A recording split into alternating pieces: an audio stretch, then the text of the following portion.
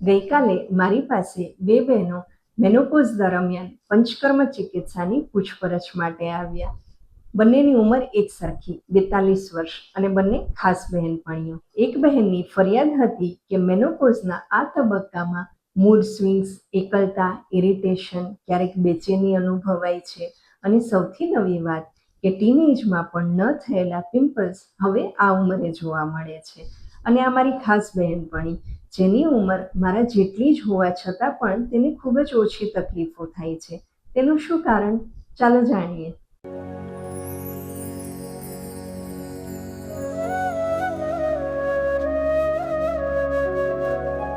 નમસ્તે.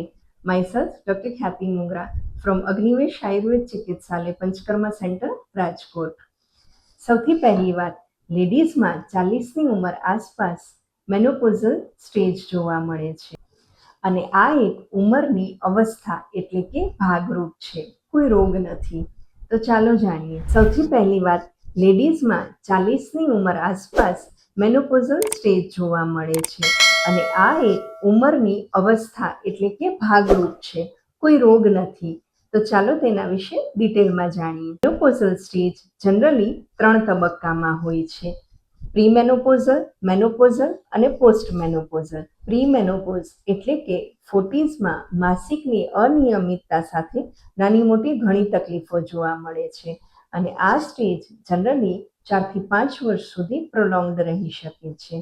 Second is menopausal stage એટલે કે 1 વર્ષ સુધી સદંતર જ્યારે માસિક આવતું નથી તો તેને મેનોપોઝલ સ્ટેજ કહે છે. થર્ડ ઇઝ પોસ્ટમેનોપોઝલ, મતલબ કે લાંબા સમય સુધી માસિક ન આવ્યા બાદ અચાનક આવવું અથવા તો ક્યારેય પણ ન આવવું. મેનોપોઝ દરમિયાન શરીરમાં ઇસ્ટ્રોજનનું પ્રમાણ ઘટે છે, જેથી બોડીમાં ચેન્જીસ જોવા મળે છે, જેમ કે થાક લાગવો, સાંધા સ્નાયુમાં દુખાવો થવો, ગુસ્સો આવવો, ચહેરા પર રૂંવાટીનું પ્રમાણ વધી જવું તથા ઘણા લેડીઝને હોટ ફ્લેશિસ જેવી તકલીફો થાય છે, એટલે કે ગરમીનું પ્રમાણ ખૂબ જ શરીરમાં વધી જાય છે, અચાનક પરસેવો વળવા માંડે છે, શરીર પાણી પાણી થઈ જાય છે. આ સિમ્ટમ્સ થોડા સમય પૂરતું જ હોય છે, પણ વ્યક્તિગત રીતે ઘણી વખત ખૂબ ડરામણું લાગે છે. મેનોપોઝ દરમિયાન શું ધ્યાન રાખીશું?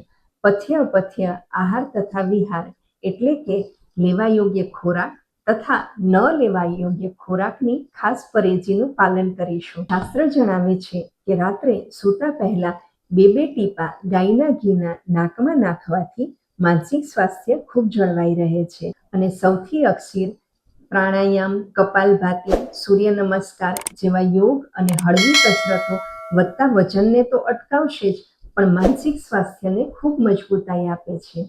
મેનોપોઝ દરમિયાન શું ટ્રીટમેન્ટ લઈ શકાય? આયુર્વેદના જણાવેલ શતાવરી, અશોક, શંખપુષ્પી વગેરે જેવા ઔષધીય દ્રવ્ય ખૂબ ફાયદાકારક રહે છે. ખોરાકમાં ખજૂર, આમળા, કાળા તલ વગેરેનો સમાવેશ કરી શકાય છે. પંચકર્મ ચિકિત્સામાં નસ્ય તથા શિરોધારા ખૂબ લાભદાયી નીવડે છે, જે પિટ્યુટરી ગ્લાન્ડને સ્ટિમ્યુલેટ કરે છે, જેથી સ્ટ્રેસ હોર્મોન્સ ઘટે છે. જો કોઈને ગેસ, અપચો, કબજિયાત અથવા તો પેટને લગતી કંઈ પણ તકલીફો હોય તો સૌથી પહેલા વિરેચન કર્મ કરાવવું જરૂરી છે. તો ભૂલતા નહીં, don't compare your age and symptoms with others. દરેકની પ્રકૃતિ અને તાસીર અલગ હોય છે.